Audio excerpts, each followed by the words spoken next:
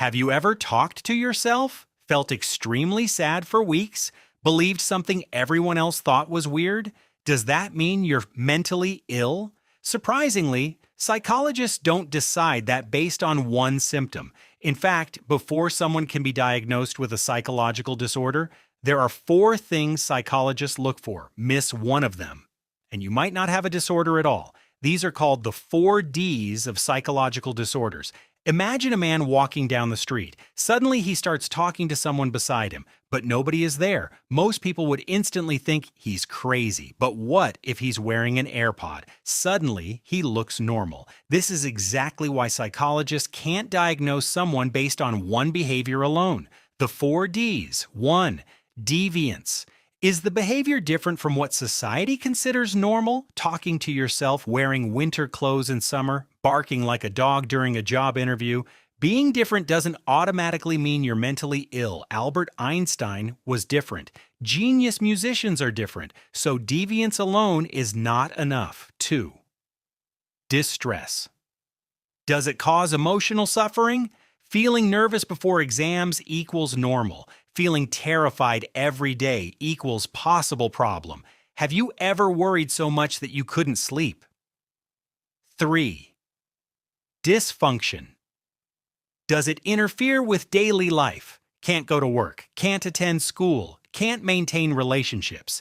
If a person hears voices but still functions normally, psychologists would think differently compared to someone whose life is completely falling apart.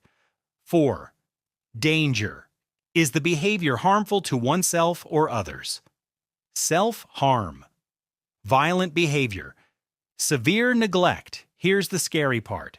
Some people can have 3 Ds and still not qualify for a psychological disorder because the 4 Ds are guidelines, not a checklist where 3 out of 4 equals disorder.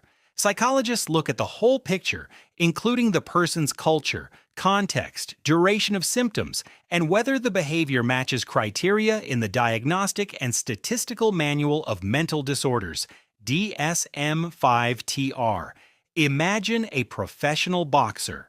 A boxer intentionally gets punched in the face for a living, which checks the 3 Ds: danger, risk of injury; deviance, unusual compared to most jobs; distress, may experience pain and stress. But we wouldn't automatically say he has a psychological disorder because the behavior is voluntary, culturally accepted, and serves a purpose. Imagine grieving a loved one.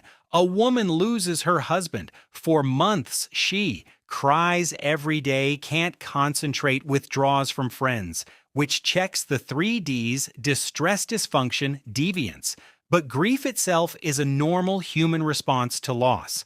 The key question becomes, is this normal grief or has it become something more severe, such as a depressive disorder? Most people think weird behavior equals mental illness. Psychology says not necessarily. Psychologists draw the line when a person's thoughts, emotions, or behaviors become so severe that they cause significant distress, impair daily functioning, or create harm. And when those experiences cannot be better explained by culture, religion, a medical condition, or a normal life event. And that's the line psychology tries to draw, not between normal and crazy, but between human experiences and conditions that require professional help.